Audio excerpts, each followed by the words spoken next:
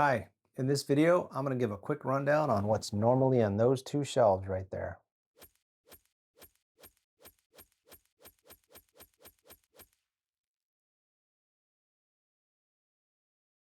If you're anything like me, you probably are always curious what somebody's reading, or if you're watching TV and you see somebody reading a book, you're always curious, hey, what is that book that they're reading? And I figure maybe while you're watching some of my videos, you might be curious about what's on some of my shelves. So I thought I would do some quick videos that kind of show you what is on my shelves, starting with those two right there, these two.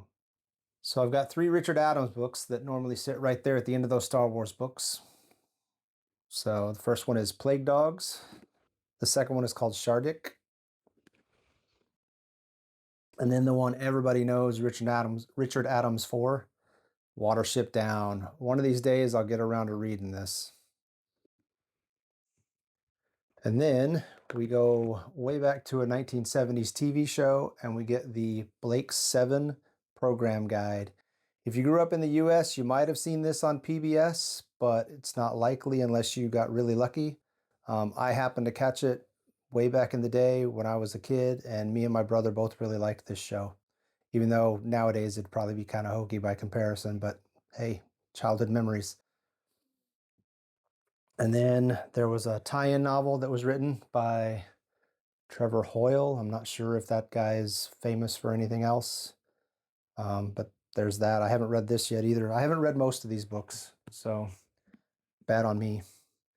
And then we've got one of my favorite authors of all time, Clive Barker, Cold Heart Canyon right here, and Galilee. So I've read most of Clive Barker's stuff, but these two I haven't read yet.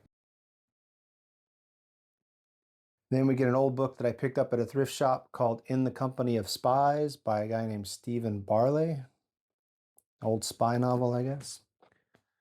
Then we have Dan Brown, The Lost Symbol.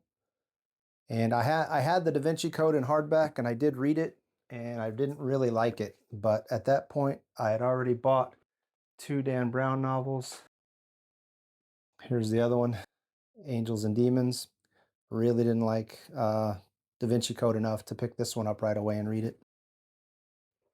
And then we get to T.C. Boyle, San Miguel. I've read that this isn't one of his best works, or definitely not a great place to start with him, but I do have a collection of his short stories, so I'll probably get around to that one of these days and then see if I really want to go into this one. And then Lawrence Block with one of his Matthew Scudder novels, All the Flowers Are Dying. I think I picked this up at the thrift shop too. And then we get The Alienist by Caleb Carr. There was a pretty decent Netflix series on this. I think it was Netflix. I didn't like the ending of it, so I don't know if the book ends that well or not. But one of these days I'll read it, maybe. And then here's the sequel. It's called The Angel of Darkness. You know, these are pretty big, thick mystery books. And then we get into some Agatha Christie stuff. This one's a Hercule Poirot novel. It's called After the Funeral. And then another one, And Then There Were None. I think this is probably one of her more famous ones. And The Clocks. And Double Sin and Other Stories. I'll probably read this one of these days and review it on the channel. And then The Hollow, another Hercule Poirot mystery. I guess all these are Hercule Poirot mysteries. The Murder on the Links, and Three Blind Mice and Other Stories, another one I'll probably read for the channel. Review all the different short stories that are in it. Then we go in a completely different direction because of the alphabetic order, and we get Tom Clancy and Patriot Games. I've read a whole bunch of Clancy, but I never read Patriot Games, and I never read The Cardinal of the Kremlin, 2 of his earlier books. So I loved Red Storm Rising, loved Clear and Present Danger. thought The Sum of All Fears was a little bit too long. I think it was like 12-page explanation of what happens when a nuclear bomb goes off was a little too much for me in that book. Read without remorse and loved it. And what was after that? I think Executive Orders was after that. I have Rainbow Six, but I haven't read that one yet. And then we get some Tom Clancy properties. Splinter Cell, there was a video game based on his script for this, I think. And then, or maybe this was based on the video game, I don't know. And then we've got Splinter Cell Operation Barracuda. There's 2 books there. Then we get over to a guy named Harlan Coben, who is pretty famous for writing some pretty good thrillers. This is actually a Swedish version, and you would pronounce that as Inte utan dig. Inte utan dig. It means not without you. So there's that book. And then we get some Patricia Cornwell, Portrait of a Killer. This is a whole investigation thing about Jack the Ripper, I think. So yeah, actually it says right there, Jack the Ripper case closed. Picked this one up at the thrift store. And then I've had this book forever. I don't even know where I got it anymore. It's Team Yankee by Harold Coyle. Then we get into Clive Cussler, Atlantis Found, and Sahara. Now, I bought Sahara, Atlantis Found, and Aztec Gold all at the same time. And when I read Aztec Gold, I didn't like it because Dirk Pitt, the series character in all these books, was just too perfect. It seemed like he never did anything wrong. So I didn't pick up either of these after I read that first book. One day I might. I mean, there's a Matthew McConaughey and Steve Zahn movie with about this one, Sahara, which it's okay. It's just typical action. Then we get into something that I'm kind of fascinated with. I'm very fascinated by special forces for some reason. My uncle was a Green Beret, so I'm kind of fascinated for that reason. And I like reading stories about that kind of stuff, even if they're just fiction. And so I've got a whole series here for SEAL Team 7 by Keith Douglas. Yeah, Keith Douglas, SEAL Team 7 there. So that's the first book. Then we get Spectre. And then Nuke Flash. Direct Action. And what's this one? Firestorm. Battleground. And Death Race. But that's not all. There are even more over here. This one's called Payback. SEAL Team 7 Deadly Force. Field of Fire. Attack Mode. Hostile Fire. Under Siege. And I think that's about it. Oh, no, wait. Like I said, there's a bunch of these. Pacific Siege. Warcry. Frontal Assault. Flashpoint. Tropical Terror. Wonder if Tropical Thunder had anything to do with this one. Tropic Thunder, Ben Stiller movie. Bloodstorm. And then Death Blow. So like I said, there's a bunch of these. Ambush. And I think the last one is called Counterfire. So that's all the SEAL Team 7 books I got.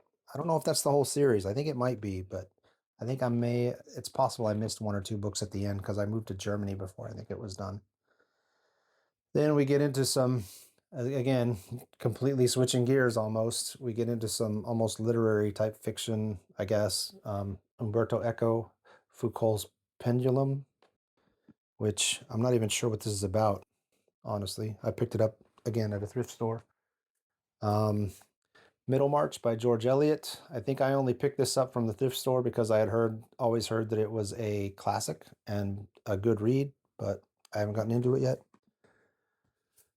And then way back in the day, probably 10, 15 years ago, my wife had gotten laid off from her job and she read Pillars of the Earth, and then she went through this whole Ken Follett phase because she really loved Pillars of the Earth, and it's an okay book. I read it recently, so it wasn't too bad. Anyway, she went through this whole Ken Follett phase, and so I've got a bunch of these. A Dangerous Fortune, and then Hornet's Flight. I've read this one. It's pretty good, pretty entertaining. Lie Down with Lambs, I think, or Lie Down with Lions. Sorry, Lie Down with Lions. This one's actually, I think, based on some real events. And then Night Over Water. It's another one that she read. A couple more Ken Follett's. A Place Called Freedom. She really liked this one a lot, I think. And this one's called Triple. I have no idea what this one's about. My wife also read The Eye of the Needle, The Key to Rebecca, some of his more famous ones. I haven't read those. I have them on the Kindle, but I haven't read them yet. Then we get to three books that they're romance books, and the main reason I have them is because I used to work with the author's husband. And so this is Cupid's Melody and Impractical Magic and Buttercup Baby. So that's that for that shelf. Then we get to Gillian Flynn and Sharp Objects. I think I picked this one up after watching the movie Gone Girl, which I really liked. Gone Girl is a pretty good movie. There's that. And then I picked this one up in a thrift store, Jonathan Franzen, The Corrections. I've always been curious about Franzen's work, but I haven't read any of it. One of these days, maybe I'll get a chance to get to it. And here's an old, this says Jack Higgins up here, but then it says James Graham down here. It's called A Game for Heroes. It's a really thin book. I think it's obviously a World War II novel. If you look at the two flags there, or the flag and the Nazi symbol there, the swastika. So there's that. Then I've got, I think this is the second book in one of W.E.B. Griffin's series called Secret Honor. I'm really curious about this book, but I want to get the first one before I read this one because this is all about espionage and World War II stuff and Nazis going to Argentina, I think. So yeah, one of these days I'll get to that. Then there's a book here called The Wake of the Perdido Star, and it was written by a guy named Daniel Linehan along with Gene Hackman, the actor. Rest in peace, Gene. Thought you were a great actor. So this one I'll get around to one of these days. Then we get to Thomas Harris, and if you're familiar with the name, you might know Silence of the Lambs. Here's Red Dragon and Silence of the Lambs and Hannibal. So I've got those to read. And then we get The Fifth Column by Ernest Hemingway. Not a huge fan of Hemingway's writing. I think someone gave me this book one day just because they were a fan, and I couldn't turn them down because, hey, free book, you know. Then Carl Hyacin, Sick Puppy.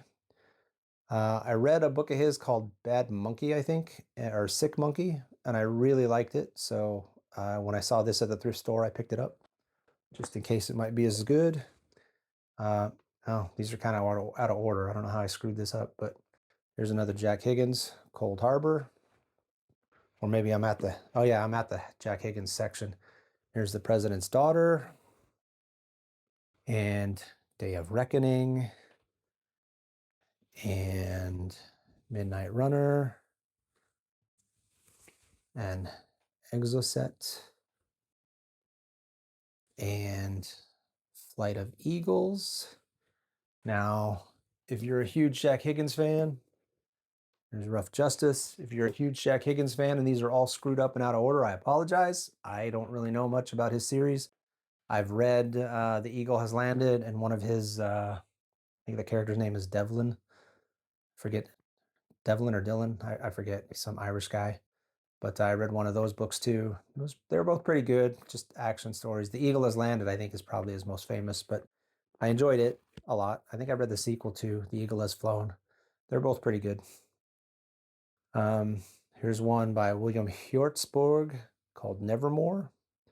You may have, if you go to the bookstores much, you may have seen this on the bargain bin a bunch. I remember seeing it a lot back in the day. Here's one by Greg Iles named Black Cross.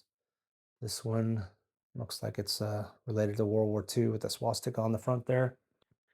And then you get into his, I found this one, he got more, he went away from like the World War II or the thriller writing, or and kind of got into the mystery Natchez series here.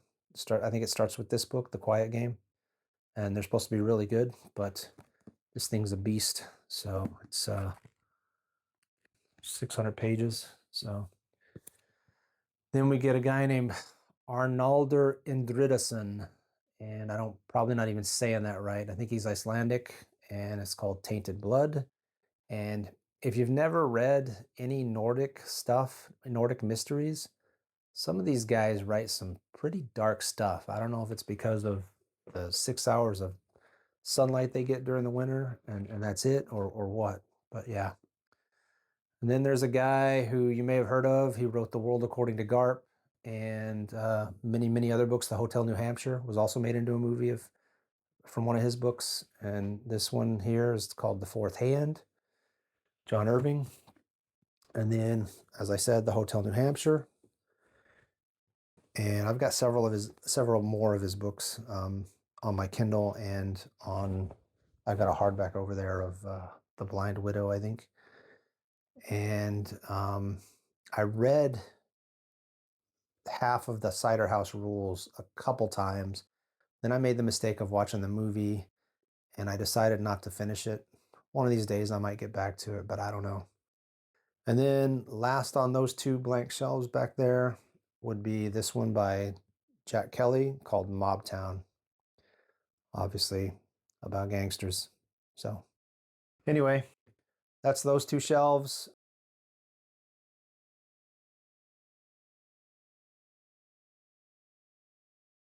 If you're wondering, hey, what about the Star Wars shelves? You didn't do a Star Wars shelf video yet. One of these days I will. There's a lot of Star Wars books right there, as you can see. It's 3 shelves double stacked. And then I'll do other videos to get to some of these other books, because I don't want to overload you with like a 4-hour video where I'm just talking about my stupid bookshelves.